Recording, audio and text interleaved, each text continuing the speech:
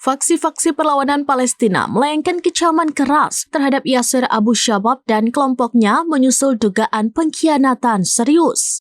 Abu Shabab dituding berkolaborasi dengan pasukan pertahanan Israel atau IDF setelah ia membuat pengakuan mengejutkan yang memicu gelombang kemarahan di kalangan pejuang Palestina.